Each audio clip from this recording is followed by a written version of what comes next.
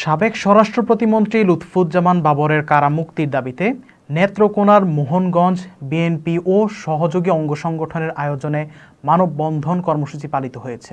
বৃহস্পতিবার বেলা 11টায় মোহনগঞ্জ পাইলট উচ্চ বিদ্যালয় প্রাঙ্গণে ঘণ্টাব্যাপী এই মানববন্ধন অনুষ্ঠিত হয়। নেত্রকোনা প্রতিনিধি মানিক মিয়ার তথ্যচিত্রে মুনিয়ামালার কণ্ঠে রয়েছে বিস্তারিত।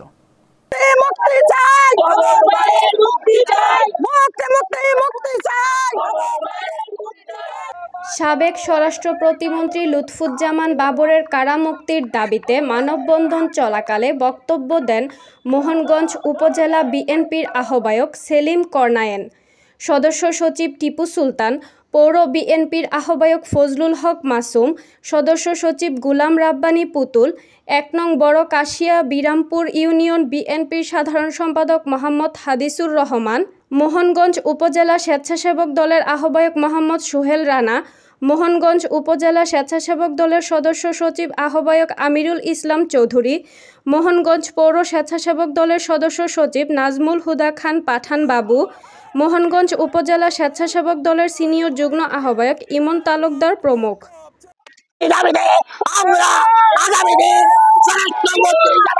বাবর ভাইকে যাতে আমরা দেখতে পারি, সংগ্রামী ভাইয়ের আমার আপনারা কাঁধে কাঁধ লুৎফুজ্জামান বাবর সাহেবকে অবৈধ সরকারে আজকে 17 বছর যাবৎ কারাবন্দী করে রেখেছে।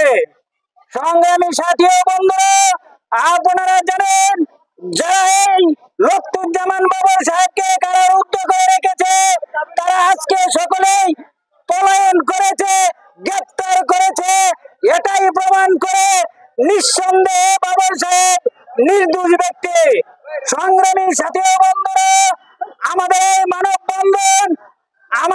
মানববন্ধন অন্তর্বর্তীকালীন সরকারের প্রধানকে জানাতে চাই, আমাদের নেতা মোহনগঞ্জের নেতাকে অচিরেই মুক্তি দিয়ে এ দেশে নির্দলীয় নিরপেক্ষ তত্ত্বাবধায়ক সরকারের মাধ্যমে একটি সুন্দর নির্বাচন উপহার দিবেন এবং সেই নির্বাচনে লুৎফুজ্জামান বাবর সাহেব বিজয়ী হয়ে সারা বাংলাদেশে স্বরাষ্ট্রমন্ত্রী হিসেবে দায়িত্ব পালন করবে।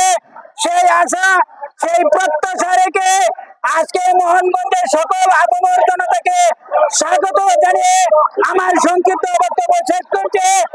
বাংলাদেশ জিন্দাবাদ, জাতীয়তাবাদী দল বিএনপি জিন্দাবাদ, শহীদ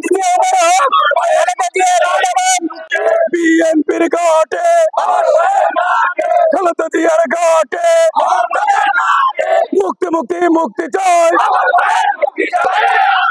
বাবর ভাইকে আনবো, বাবর ভাই আসছে। আপনারা দেখছেন মেঘনা টিভি, সত্যি সন্ধানে সবসময়।